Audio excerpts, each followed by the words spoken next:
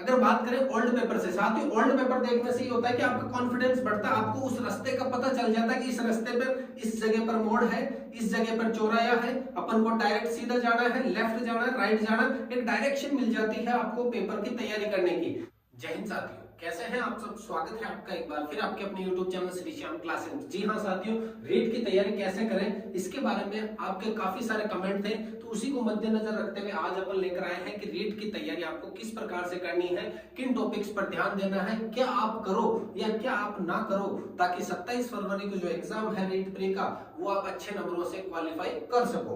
तो साथियों, अगर आप पहली बार हमारे चैनल पर विजिट हुए हैं तो हमारे पुराने वीडियो देख सकते हैं। हम रीट पास करने की स्ट्रेटजी बताते हैं, रीट में किस सब्जेक्ट से कैसे कैसे नंबर आ सकते हैं आपके, उसके बारे में अपन चर्चा करने वाले हैं। तो सबसे पहला टॉपिक है साथियों ओल्ड पेपर। जो भी छात्र पहली बार एग्जाम दे रहे हैं,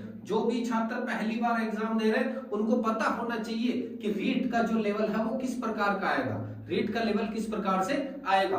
अगर बात करें ओल्ड पेपर से, साथ ही ओल्ड पेपर देखने से ये होता है कि आपका कॉन्फिडेंस बढ़ता है, आपको उस रास्ते का पता चल जाता है कि इस रास्ते पर इस जगह पर मोड़ है, इस जगह पर चौराया है, अपन को डायरेक्ट सीधा जाना है, लेफ्ट जाना है, राइट जाना है, एक डायरेक्शन मिल जाती है आपको पेपर की तैयारी करने की। तो एक बार शुरुआत करने से पहले ओल्ड पेपर जरूर आपको देखने हैं। ओल्ड पेपर आपको वेबसाइट पे मिल जाएंगे, वरना हमारा टेलीग्राम चैनल है, वहां पर ओल्ड पेपर आपको उपलब्ध करवा दिए जाएंगे साथियों। उसके बाद है आइसोलेट। साथियों, आइसोलेट का मतलब हो गया बाहर नहीं निकलना है, आपको बाहर बिल्कुल भी नहीं निकलना है, अंदर ही रहना है, ऐसी जगह छुप जाना है जहां से आपको कोई देख ना सके। सुबह शाम घर पे आओ तो ठीक है, वरना लाइब्रेरी ज्वाइन करो। लाइब्रेरी ज्वाइन नहीं करते हो तो एक ऐसा रूम जहां से बाहर निकलने की आपको कोई जरूरत ना पड़े, उस रूम का उपयोग करो। आइसोलेट का आइसोलेशन, कोविड के समय जो आइसोलेटेड हुए थे, आइसोलेशन यानी कि एक बंद कमरे में आपको रख दिया जाए। अब 27 फरवरी से पहले निकलना नहीं है, 27 को ही निकलना है।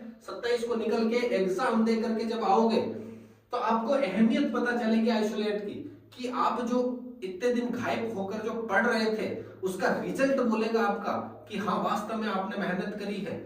तो साथियों, तीसरा है ऑनलाइन पढ़े या सेल्फ पढ़े, ये सबसे बड़ा डाउट है, क्योंकि जब से ऑनलाइन क्रांति आई है स्टडी के अंदर छात्रों के बड़ा कंफ्यूजन है कि ऑनलाइन पढ़ना सही रहेगा या सेल्फ पढ़ना सही रहेगा। तो साथियों, मैं यहाँ पे दिन कम है इसलिए मैं सेल्फ को प्रायोरिटी दूंगा। सेल्फ को प्रायोरिटी देने का मतलब है यहाँ पर आपको ऑफलाइन पढ़ना पड़ेगा, ज्यादा से ज्यादा ऑफलाइन पढ़ो।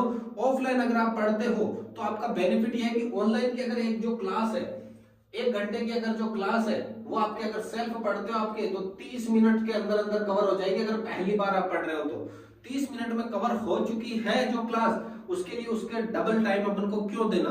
अगर ऑनलाइन पढ़ रहे हो तो आपको ध्यान देना साथियों, ये जो टॉपिक है इस पर भी ध्यान देना है। अगर आपने ऑनलाइन स्टडी या ऐप वगैरह से स्टडी कर रहे हो या यूट्यूब से कोई क्लास ले रहे हो तो टीचर का चुनाव करना जरूरी है साथियों। आप ये नहीं कि आज साइकोलॉजी की क्लास इस टीचर की ले ली, कल इसकी ले ली, परसों इसकी ले ली।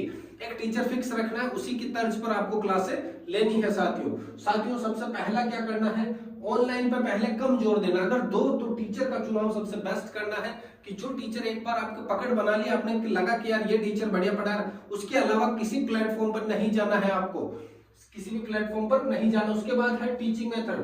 साथियों, अगर बात करूं मैं सबसे पहले साइको, PSYCO साइको, फिर अगर आपके आता है language first, language second, 2 language है, हिंदी अगर मानते हैं अपन और दूसरी अगर संस्कृत है। फिर आता है अगर BSTC लेवल फर्स्ट की बात करें तो पर्यावरण और गणित, और अगर साइंस में तो इसकी बात करें तो कम से कम 10 सवाल टीचिंग मेथड के आने हैं। 10 सवाल 15 तो 15 30 और 10 40, लगभग 40 से 45 सवाल हो सकता है। यहाँ पर जो सब्जेक्ट है उसमें ज्यादा भी आ जाए, साइंस के अलग आते हैं, मैथ्स के अलग आते हैं, ऐसे करके 40 से 50 के लगभग एवरेज टीचिंग मेथड के। और टीचिंग मेथड का साथियों ध्यान देना, हिंदी की टीचिंग मेथड, संस्कृत की और सब्जेक्ट की लगभग 70 से 80% एक जैसी है। टीचिंग मेथड की अगर बात करें, टीचिंग मेथड सेम है, कितनी है सेम साथियों, 70 से 80% टीचिंग मेथड जो है वो लगभग क्या है आपकी सेम है। एक टॉपिक हिंदी में पढ़ा, वो का वो टॉपिक संस्कृत में है, वो का वो टॉपिक आपके सब्जेक्ट में है। तो साथियों, यहाँ पर 3 जगह पढ़ने की बजाय आपको एक जगह से तैयारी करनी है। मापन और मूल्यांकन अगर आपने पढ़ा तो वो मापन मूल्यांकन संस्कृत में भी है और आपके इसके सब्जेक्ट में भी रहेगा और आपके लैंग्वेज में भी रहेगा। तो साथियों कहने का मतलब है टीचिंग मेथड पे खास जोर रखना है अपन को। 40 से 45 हो सकता है 50 सवाल तक पहुंच जाए टीचिंग मेथड। 50 में से पढ़ना क्या है अपन को, मात्र कम से कम 10 से 15 टॉपिक पढ़ने हैं। उन 10 से 15 टॉपिकों के अंदर आपके 50 नंबर मिल सकते हैं साथियों, 50 नंबर आराम से मिल सकते हैं। साइको की अगर बात करें साथियों, साइको सबसे मुश्किल कहा जाता है साइको को। इसके अंदर साइको और टीचिंग मेथड के नोट्स आपको उपलब्ध करवा दिए जाएंगे। साइको और टीचिंग मेथड के अगर हस्तलिखित नोट्स अगर आपको चाहिए तो आप डीएम भी कर सकते हैं, व्हाट्सएप पर संपर्क कर सकते हैं, हमारे टेलीग्राम चैनल जो है वहां पर भी जुड़ सकते हैं साथियों। फिर है सब्जेक्ट पर पकड़। साथियों सब्जेक्ट पर पकड़ की बात करें, सब्जेक्ट 60 नंबर का रहेगा। लेवल फर्स्ट की अगर बात करें, लेवल फर्स्ट में एक तो आपके ईवीएस रह जाएगा, उसके साथ साथ मैथ्स रह जाएगी। लेकिन मैं अगर लेवल सेकंड की बात करूं साथियों, तो सब्जेक्ट मेन है आपके साइंस मैथ वालों के लिए साइंस मैथ और एसएसटी वालों के लिए एसएसटी। तो साथियों यहाँ पर अगर आपका जो सब्जेक्ट, अगर आप साइंस के स्टूडेंट हो तो साइंस मैथ्स लगभग आपका क्लियर रहता है। अगर आप एसएसटी के हो तो एसएसटी आपकी लगभग क्लियर रहती है। यानी कि सब्जेक्ट पर पकड़ भी बहुत जरूरी है ईवीएस और मैथ्स के अंदर। ईवीएस के अंदर अगर बात करें कम से कम 15 से 16 सवाल जीके के, टीचिंग मेथड भी रहेगी 7-8 सवाल, और आपके साइंस में रहेगी, करंट वगैरह अगर मिलाकर बात करें सब कुछ तो कम से कम मात्र 15 सवाल जीके के आने हैं आपके। और वो जीके भी बिल्कुल लेवल का आएगा, बिल्कुल सिंपल सा जीके आना है आपके। मैथ्स की अगर बात करें, मैथ्स भी औसत दर्जे का आएगा, लेकिन यहाँ पर दिक्कत सबसे ज्यादा उन्हीं छात्रों के जिनके मैथ्स बैकग्राउंड नहीं है। तो साथियों मैथ्स की क्लासें लेना शुरू कर देना। मैथ्स के लिए आप क्लास ले सकते हो। अगर आपको YouTube पर नहीं मिली है अच्छी क्लासें तो आप मैसेज करना, मैं सजेस्ट कर दूंगा टीचर से कि इन टीचर की आप क्लास ले सकते हो, बेस्ट फ्री ऑफ कॉस्ट आपको मिल जाएगी। अगर कोर्स ले रखा है आपने तो सबसे बढ़िया, नहीं ले रखा तो फ्री ऑफ कॉस्ट क्लासेस ले सकते हैं साथियों। सोशल मीडिया सबसे मेन आज के समय की अगर बात करें, सोशल मीडिया पे आप जो समय व्यतीत कर रहे हैं, 2 घंटे 3 घंटे 4 घंटे तक पहुंच रहे हैं, हो सकता है कई छात्र 10-10 घंटे, लेकिन साथियों वो भूत उतरना है आपका। जब आपके समय निकल जाएगा तब आपको पता चलेगा सोशल मीडिया ने आपका टाइम, जिंदगी खराब करी है। उसको खराब होने से बचाने के लिए एक मैनेजमेंट जरूरी है आपका, कि आज से 27 फरवरी से पहले न तो मैं इंस्टाग्राम यूज करूं न फेसबुक यूज करूं, सिर्फ अगर यूट्यूब की जब मुझे जरूरत हो तभी मैं यूज करूं, वरना 27 फरवरी के बाद में आपको टाइम मिलेगा तब आप अच्छे से यूज कर सकते हैं। साथियों जब आप एक बार गवर्नमेंट जॉब लगो उसके बाद टाइम में टाइम रहेगा आपके पास, आप आराम से कर सकते हो।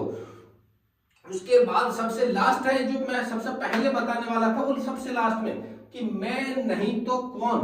अगर मेरा नंबर नहीं आया, मेरी पात्रता क्लियर नहीं हुई तो किसकी होगी? सबसे पहले अगर किसी की पात्रता क्लियर होगी तो वो मेरी होगी। यानी कि खुद के ऊपर कॉन्फिडेंस होना चाहिए आपको साथियों। रीड है क्या चीज? 150 नंबर के सवाल रहेंगे, 82 नंबर आपको लगभग लेकर आने हैं। अगर 82 नंबर लेकर आते हो तो पात्रता क्लियर हो जाएगी। और ये सोचना है कि अगर मेरी पात्रता क्लियर नहीं हुई तो किसकी होगी? अगर एक जने की पात्रता क्लियर होती है तो वो मैं रहूंगा, अगर सबसे पहले किसी की क्लियर होगी तो मेरी होगी।